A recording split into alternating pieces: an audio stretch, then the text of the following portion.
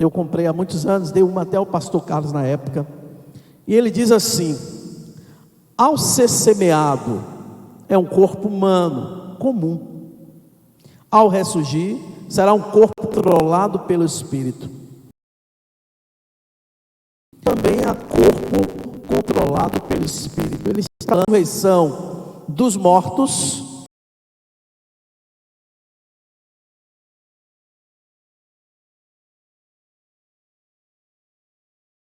Quando o corpo é semeado, ele sofre decomposição. Ao ser ressuscitado, nunca mais poderá decompor-se. E ao ser semeado, falta-lhe dignidade. Ao surgir, será maravilhoso.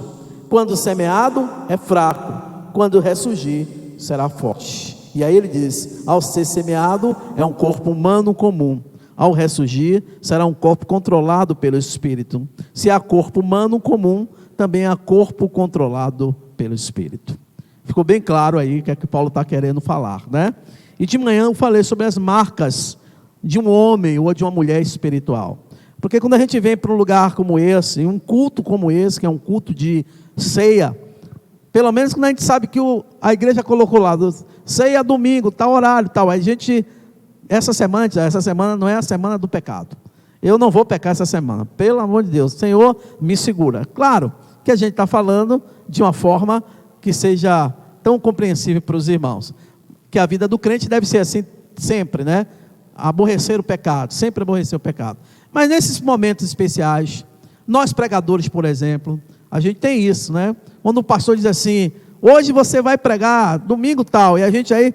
essa semana não vou brigar com a mulher, essa semana a criança vai fazer o que quiser, mas eu não vou me reporrinhar. Não é isso? A gente sempre pensa no estereótipo, e não é isso que Paulo está dizendo. Paulo está falando de uma marca, que eu falei que não é etapa, é uma característica. Você é o que você é. Eu sempre ouvi a minha avó dizendo para a gente, para mim e para meus irmãos: se você não pode ser tromba de elefante, não queira ser rabo de cutia. Ou seja, ou é uma coisa ou é outra. Você não pode ser uma vida dupla, ou dúbia, melhor dizendo. É igual quando você está treinando arte marcial, né? Ou você aprende o golpe, o nome do golpe, para que ele serve, para que você se defenda, ou então o inimigo ele vai usar o próprio golpe em você para te derrubar. Acontece muito isso no judô. Quando você vai dar um golpe, o cara usa o próprio golpe contra você. Então você é pego de surpresa, porque você não aplicou ele como deve, como manda a regra. E pela manhã falamos muito sobre as marcas. O homem espiritual quer ver a honra de Deus avançada através de sua vida, mesmo que isso signifique que ele mesmo deva sofrer desonra ou perda temporária. Falamos também que o homem espiritual quer carregar a sua cruz. E aí eu perguntei, né? Lá no finalzinho, deixei para hoje à noite: o que é uma pessoa espiritual? Porque a gente chega em determinados ambientes, a gente vê o irmão fazendo determinado gesto, orando de determinada forma, buscando de determinada forma, dizer: esse homem é um homem espiritual, essa mulher é espiritual. Nem sempre, tá? Nem sempre. Então o homem espiritual é aquele que vê tudo do ponto de vista de Deus. Quando Tiago diz: pedi mal para gastar com os vossos deleites, quando eu li esse texto, eu disse assim: então o que é pedir coisas para não gastar com o meu deleite? Então um dia Deus me ensinou que tudo aquilo que você pede a Deus, mas que vai ser bênção para o seu próximo, é coisa espiritual. Então se você pede a Deus um veículo, e ele não é usado na obra de Deus, não serve para cuidar de pessoas, ajudar pessoas, se você lá no seu emprego, você não é bênção para as pessoas, então você ainda não aprendeu a pedir coisas espirituais. Então o homem espiritual vê tudo do ponto de vista de Deus. Isaías 55, versículo 8 e 9 diz: porque os meus pensamentos não são os vossos pensamentos, nem os vossos caminhos, os meus caminhos, diz o Senhor. Porque assim como os céus são mais altos do que a terra, assim são os meus caminhos mais elevados do que os seus caminhos, e os meus pensamentos do que os vossos pensamentos. Nosso Senhor, irmãos, pode fazer sempre algo para nós, se tivermos disponíveis para Ele. Ele pode olhar através do tempo, com a sua graça, e normalmente nós olhamos para uma coisa, é coisa. Quando você olha para a cadeira, é cadeira. Quando você olha para o microfone, é microfone. Deus pode olhar além daquilo que eu e você está olhando. Essa experiência é uma experiência de fé. Se você não for ensinado, ou alguém ensinar você isso, né? Um dia eu tive que ensinar uma criança o que é a oração da fé. E não tem recurso. Qual recurso? A não ser lúdico, para ensinar para uma criança. Não, vou sentar aqui, vem cá, porque a teologia diz isso, a Bíblia diz isso, os profetas, ele não vai entender nada. Então você tem que usar a ludicidade para a criança.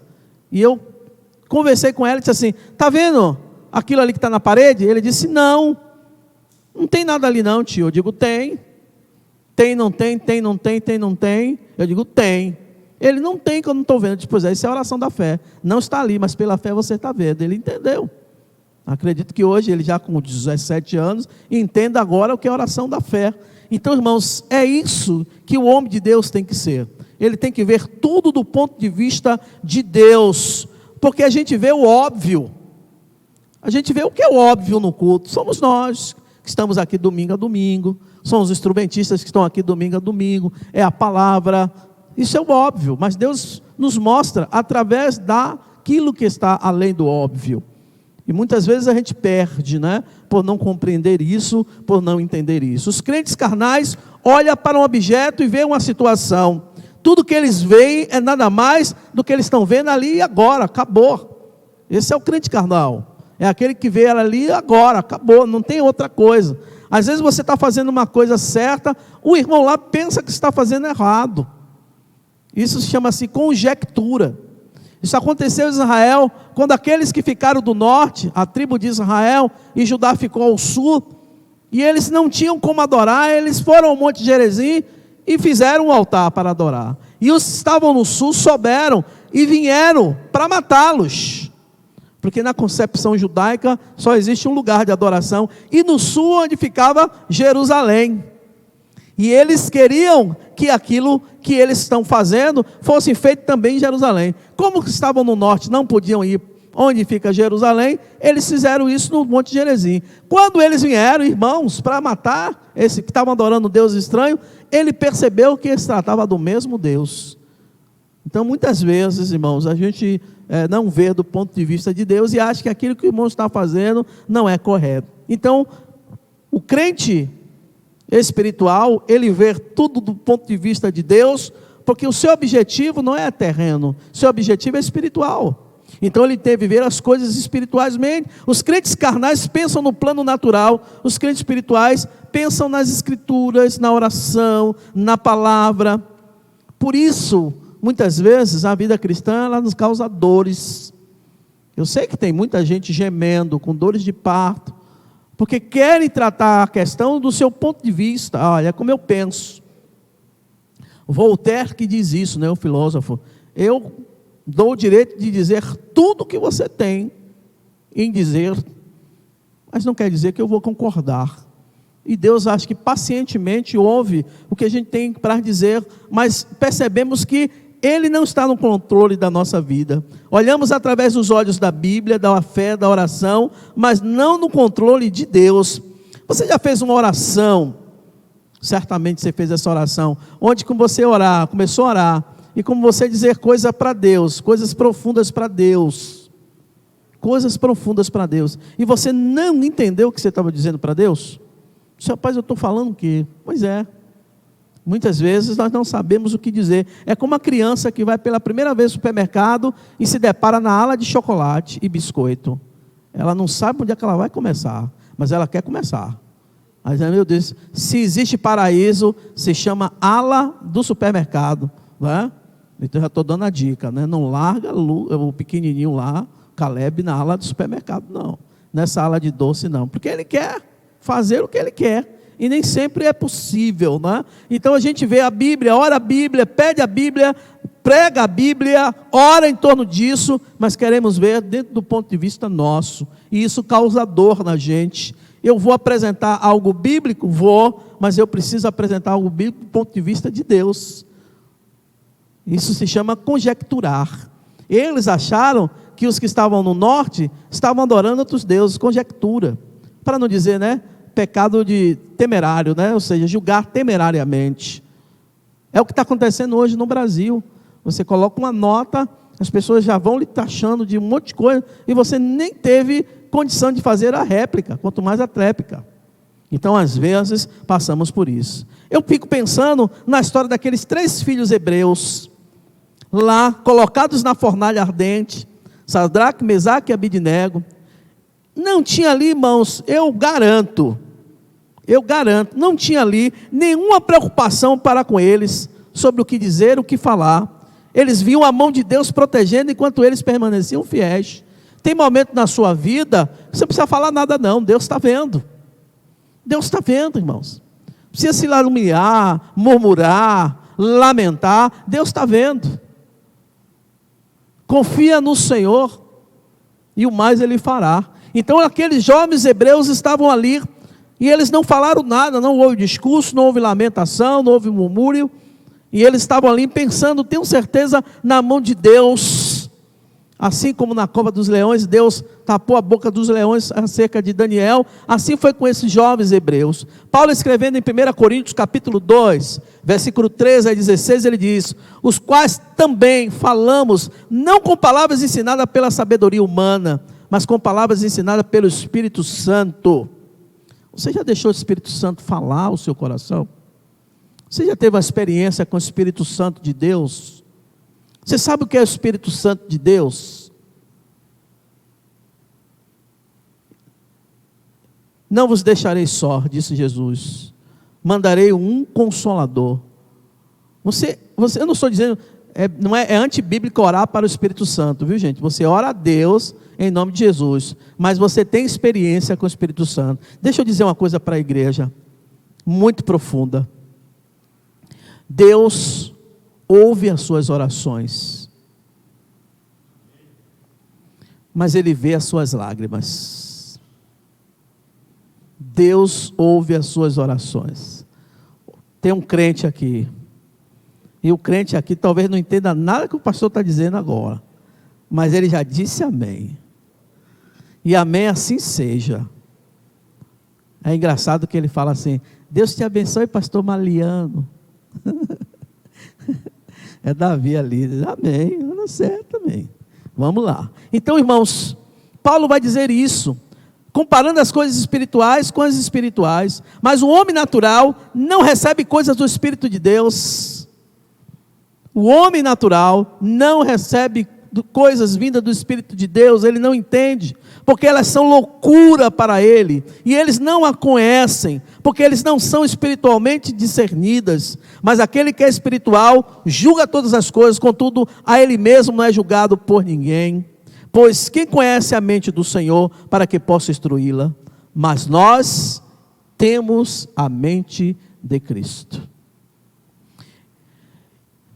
Eu conheci, não profundamente, mas andei, porque ele ia sempre lá no seminário Betel, o pastor saudoso Russell Shedd.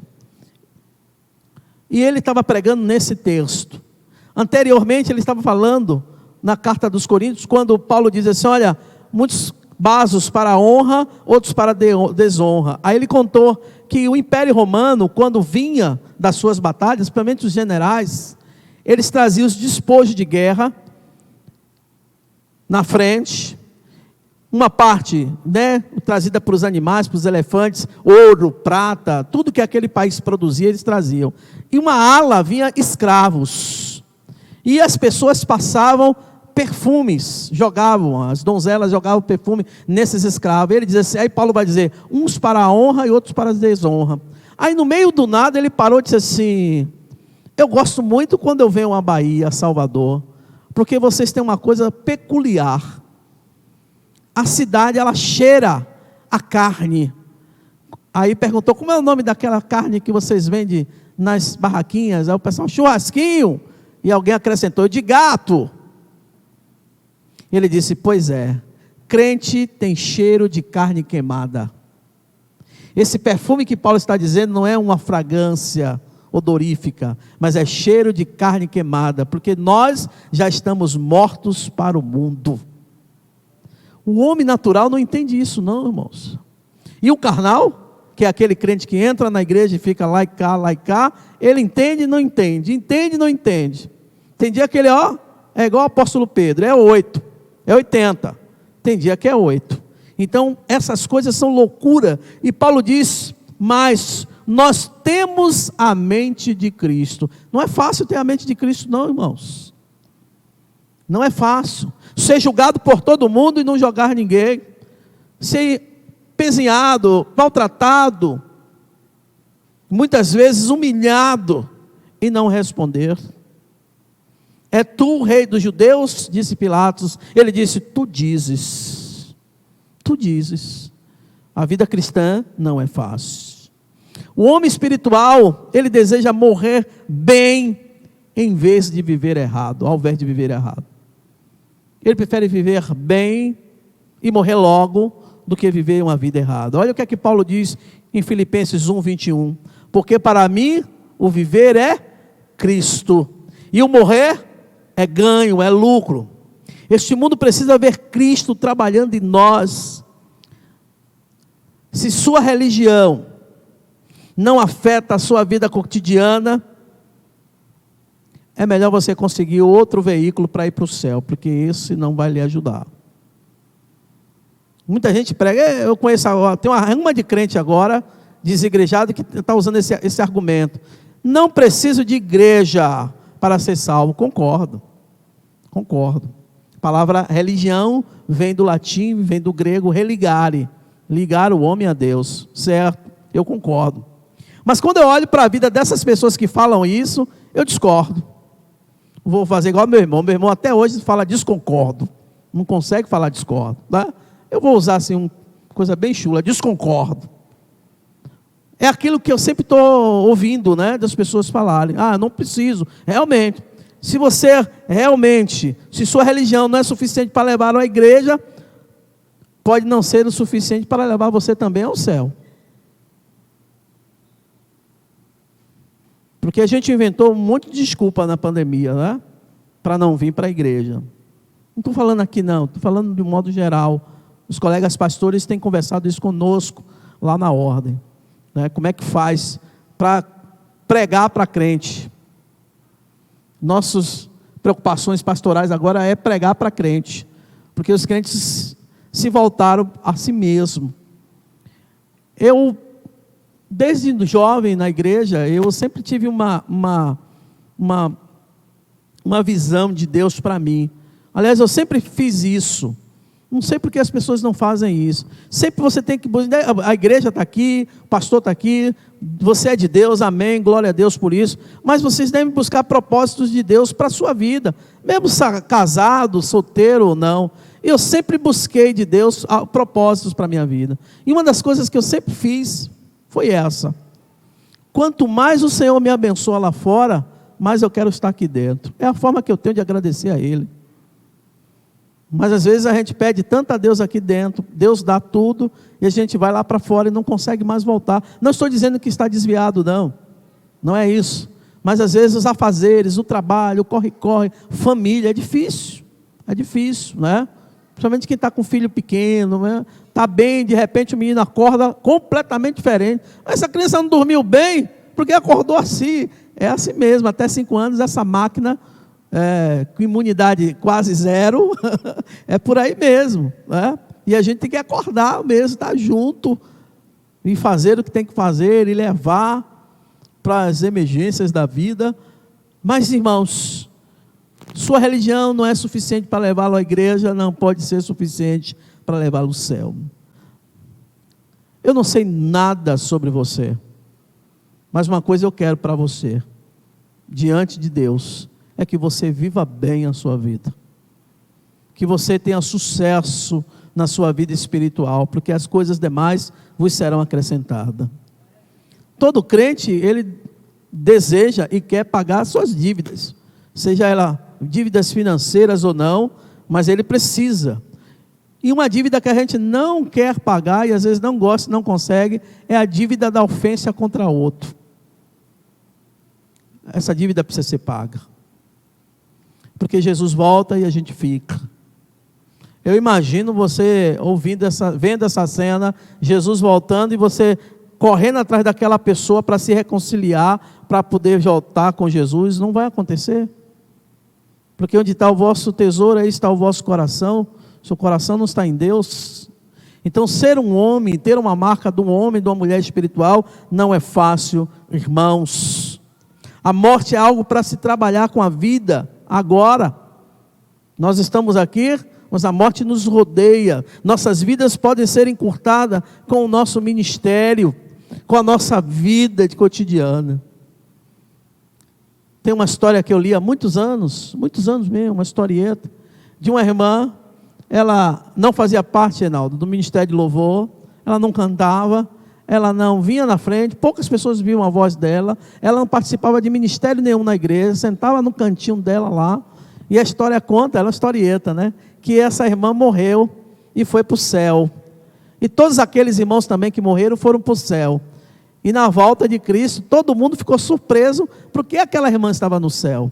E alguém chegou até a comentar, nunca vi essa mulher cantando, nem orando, nem fazendo nada na igreja. E a história conta que o Senhor disse assim, olha, eu quis encurtar a vida de muitos de vocês, por causa do mau procedimento, do mau testemunho, mas eu não fiz, porque essa serva do Senhor, minha serva, sustentava a todos vocês na oração. Tem muita gente orando pela gente, a gente nem sabe. Né? Essa semana passada eu tive com alguém muito querido e muito amado de Jerusalém, da sua dificuldade. Amém, Davi, está prestando atenção em tudo, isso é bom demais.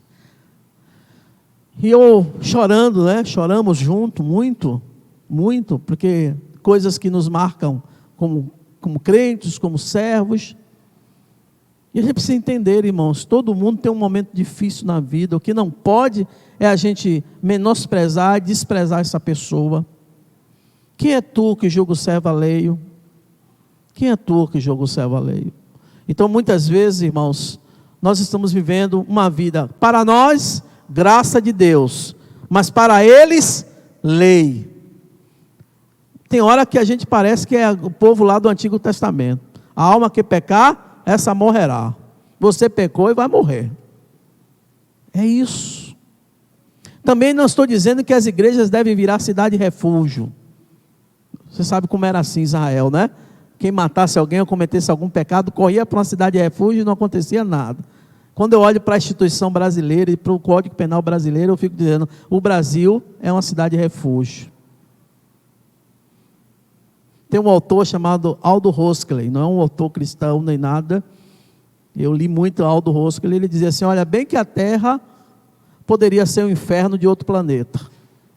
Porque a maldade está se alastrando de tal forma entre nós, que a gente às vezes se assusta. A morte é algo que precisa ser trabalhado em vida. O homem espiritual deseja ver outros serem bem-sucedidos. Tem gente que não gosta não. Ah, chegou agora na igreja para ir, já está bem, emprego bom, carro bom. Aí ressuscita até o velho homem na gente, né? Quando a gente ouve isso. A gente não pode mais dizer aquelas coisas que a gente dizia. A gente diz assim, está amarrado em nome de Jesus. Antigamente a gente dizia assim, olho grosso, olho gordo e tal, né? Então, irmãos, o homem espiritual deseja ver outros bem-sucedidos. João, o apóstolo do amor, disse, não tenho maior prazer e alegria em ver que meus filhos vivem na verdade. A sua palavra é a verdade. Olha o que é que Paulo diz em Filipenses 2, versículo 3 e 4. Nada façais por contenda ou vanglória, mas com humildade, cada um considere os outros mais do que a si mesmo. Não olhe cada um para o que é propriamente seu, mas cada um também para o que é dos outros. É possível desejar isso aos outros? É possível? Desejar que os outros sejam promovidos? Eu fico feliz quando um menino desse diz assim, pastor, eu fui promovido, pastor, uma oportunidade de um emprego melhor, pastor, eu consegui comprar minha casa própria. É uma alegria, irmãos, pegar uma chave de alguém aqui e dizer assim, Senhor, obrigado, porque essa casa própria veio tão jovem, já começou a vida, isso é uma alegria. Então é possível desejar que os outros sejam promovidos, é possível desejar que os outros sejam elogiados. De vez em quando o pastor Carlos diz isso para nós pastores, não pode haver isso entre vocês, que às vezes o pastor não mencionava alguém no sermão, aí o irmão ficava enciumado. Não existe isso, irmãos. Não existe isso. Isso aqui, ó, se você tem preparo espiritual, se você é homem, mulher de Deus, todos vocês têm o direito de estar aqui. Porque uma vez Cristo morreu na cruz do Calvário, e o véu do templo rasgou, e você tem livre acesso. O pastor é só porque é o pastor, mas não é autoridade. Aliás, a gente precisa trabalhar isso na mente da igreja. A gente precisa trabalhar isso na mente de vocês. Nós somos pastores, não somos sacerdotes. Eu não intermedio a sua vida com Deus, eu não sou Espírito Santo. Só que a gente está sacralizando a turma e se achando sacralizado também. E ao invés de ser cuidador, quer ser sacerdote. Então, o que é que está acontecendo? Uma palavra de maldição, e é do pastor. Vocês sabem que tem gente na igreja que confia tanto na oração do pastor, que acha que Deus vai responder, e que só pede ao pastor para orar? Tem gente, muita gente aqui em Jerusalém assim. E graças a Deus, pela graça de Deus, Deus responde. Imagina um dia que não responder, né? Esse pastor é fraco, não tem fé não é homem de Deus não. Irmãos, isso fazia no Antigo Testamento. O sacerdote vinha, ó, segurava um animal que você trouxe e dizia para você: a alma que pecar, esta morrerá. Apontava para você e dizia: você pecou, ele morrerá em seu lugar. E cortava a garganta do animal e espargia o sangue 7 vezes no altar. Não precisa mais isso. Ele veio como Cordeiro Pascual, e uma vez morto para todo sempre. Hoje você tem livre acesso ao trono da graça pela fé, por intermédio de Cristo Jesus. Paulo diz: pela graça sois salvos, mediante a fé. Isso não vem de vós, é dom de Deus, não vem das obras, para que ninguém se glorie. No seu quarto, no seu banheiro, eu tinha um amigo que ele orava todo dia no banheiro sujo da Universidade Federal da Bahia. Era o único lugar que ele tinha paz.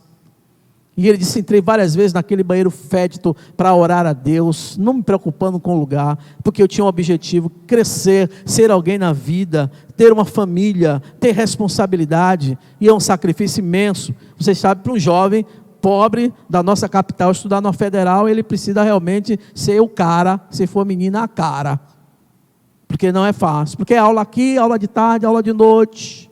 Aliás, nas universidades particulares a gente tinha aula. Eu fiz, por exemplo, 5 disciplinas pela manhã, porque foi ofertado. Se eu não fizesse, eu ia me atrasar. Eu tinha que fazer isso. Então, irmãos, desejar que os outros sejam elogiados faz parte. Desejar que os outros prosperem. O homem espiritual deseja isso ao outro. Como você pode fazer e não permitir que a inveja entre na sua vida? Paulo nos dá a resposta. Filipenses 4, 11 e 13. Não, ele diz, não que eu fale a respeito da necessidade, porque aprendi a estar contente com tudo. Eu sei tanto ser humilhado, como sei abundar. Todo lugar, em todas as coisas, fui instruído a estar farto e faminto. Farto e faminto. Tanto a ter abundância, como a sofrer necessidade. Posso todas as coisas em Cristo que me fortalece. Mas isso é mais fácil pregar do que praticar. Isso é muito fácil pregar do que praticar. Não é fácil praticar isso. Está contente com sobre todas as coisas. Eu já contei isso aqui para os irmãos, né? Minha mãe não era nem católica do pé roxo, para dizer assim. Mas muitas vezes a gente não tinha nada para comer dentro de casa. Nada mesmo, nem um pão velho. Nem aquele pão de Santo Antônio que botava na farinha, que se você jogar, quebra a cabeça de alguém. Você alcançou aquele pão, não alcançou? Tu também é velho igual a mim. Quem lembra desse pão? Eliette, você lembra. Não tinha lá em sua casa, mas você lembra. Lá não tinha porque os velhos eram crentes, mas tinha. Era um pão que se jogasse na cabeça do irmão, partia. Era um pão duro. Quem não alcançou isso, levanta a mão. Muita gente não alcançou, não sabe, mas sua mãe alcançou. Chamava pão de Santo Antônio. Era um pão que botava na farinha. Às vezes não tinha. Oi? Lembrou, tá vendo? Chamar para a idade, a gente lembra. Às vezes, Sérgio, não tinha nem aquele pão para comer. E minha avó dizia assim para a gente: faz o sinal da cruz na boca e vai dormir. E a gente fazia. 3 vezes ia dormir. Eu não sei qual era o mistério, mas a fome passava. E Paulo disse: quando a gente era gentios, ou não cristãos, fazíamos essas coisas e não tinha nenhum impedimento. Fazia. E agora que nós conhecemos a palavra de Deus, por isso nossos filhos não têm direito de se queixar contra nós, não. Nossos filhos não têm esse direito de se queixar contra nós, porque eles não sabem o que é isso. Eles não têm ideia. Mãe, estou com fome. Qual era a estratégia? Ou farinha com açúcar. Se você fosse rico, era farinha com açúcar. E se sua família fosse mais ou menos, botava um Nescau em pó. Por isso que a gente é tudo inchado. A gente com aquela bomba calórica. Aí chegou para a idade. Por mais pobre que seja iogurte, mas é iogurte, não é verdade? Às vezes não é um Nestlé, é um Vigor, é aquele da fazenda ali, como é o nome? Da fazenda, Tim Holtz. Que diabo é isso? Tim Holtz, isso é nome de iogurte, pelo amor de Deus. Mas tem. E às vezes a gente não tinha isso. Então o homem espiritual, irmãos, ele entende essas coisas, ele quer que a pessoa seja bem sucedida, ok? É muito mais fácil pregar do que praticar. O homem espiritual habitualmente faz julgamentos de eternidade, ao invés de julgamentos temporais. Paulo escrevendo aos Coríntios, em 1 Coríntios 3, versículo 12 e 15, de 12 a 15 ele diz: agora se alguém edificar sobre este fundamento, ouro, prata, pedras preciosas, madeira, feno, palha, a obra de cada um se manifestará, porque o dia declarará, porque pelo fogo será revelado, e o fogo provará a obra de cada um, do tipo que é. Se a obra de alguém permanecer, que ele construiu, ele receberá uma recompensa. Se a obra de alguém for queimada, ele sofrerá perdas, mas mesmo ele será salvo, ainda assim que ele pelo fogo. Sabe o que Paulo está dizendo aqui? É que muitos, mesmo pela graça que está aí, vai pelo fogo. É incrível. Você tem a graça, tem o perdão de Deus, mas você prefere ser espizinhado, cortado, com a morte muitas vezes trágica, horrível, porque não conheceu a graça de Deus. E Paulo aqui não está dizendo, dando certeza não, ele está dizendo, tem um texto lá em outra tradução que ele diz assim: para ver se a alma se salve. É aquele cara que fica dando tempo a Deus para ele. Não é Deus dando tempo para ele, não. Ele não, eu vou dar meu tempo, deixa eu fazer isso, depois eu vou para a igreja. É isso que Paulo está dizendo. Olha o que é que ele diz também lá em 2 Coríntios 4, 16 a 18. Por essa causa não desfalecemos, mas embora o nosso homem exterior pereça, o homem interior renovado a dia, porque a nossa leve aflição, que dura apenas um momento, opera em nós muito mais, e o peso eterno da glória, enquanto não olharmos para as coisas que se veem, mas para as coisas que não se veem, porque as coisas que se veem são temporais, mas as coisas que não se veem são eternas em Deus. Queridos irmãos, ainda mais, 2 Coríntios 5:10, pois todos nós devemos comparecer perante o tribunal de Cristo, é o trono branco, para que cada um receba as coisas que fez por meio do corpo, conforme o que fez, seja bom ou mal. Ao que realmente quero ser, irmãos, dizer que nesse tribunal, Deus vai revelar as coisas que você e eu fez, que foi para a glória dele e que não foi para a glória dele. Que tipo de homem espiritual você é? Ou melhor, que tipo de homem ou mulher você é quando se trata da vida espiritual? Pela fé, o homem espiritual pensa nas extensões maiores. Por isso que muitas vezes para nós pastores é difícil, nem sempre, viu irmãos, uma não tomada de decisão quer dizer que o pastor é fraco, ou que ele não tem consciência da realidade, ou que ele está alheio à realidade à sua volta. Às vezes a não tomada de decisões é porque a gente quer ouvir de Deus. O que é que Deus pensa disso? Porque nós não somos donos da vida de ninguém. Paulo está dizendo isso. E eu fico me perguntando, o homem espiritual, ele tem que pensar nas extensões, ele aprende e se sente confortável quando Deus fala ao seu coração. Nem anjos, nem principados, ele só se sente bem quando Deus fala ao seu coração. E Deus fala. Deus fala, irmãos. Muito. Muito. Deus tem falado ao coração não só de Jerusalém, mas de todas as igrejas nesses últimos dias. Não por causa da pandemia, não porque a gente está sofrendo, não. Isso aí é segundo o Philip Yancey, o pastor traduziu isso como lado duro do amor de Deus. Philip Yancey vai dizer que isso é o coador de Deus para o homem.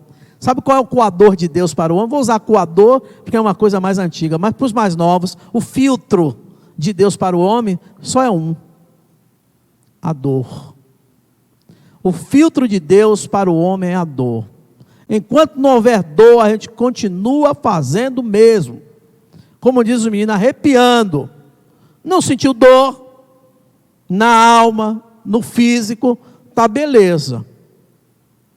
Se não fosse uma doença como essa, irmãos, e se alguém viesse com autoridade médica e dizer, não, vamos que seu pondo que caia sobre nós, mas vamos antecipar, vamos usar as máscaras. A gente ia ter briga aqui em Jerusalém.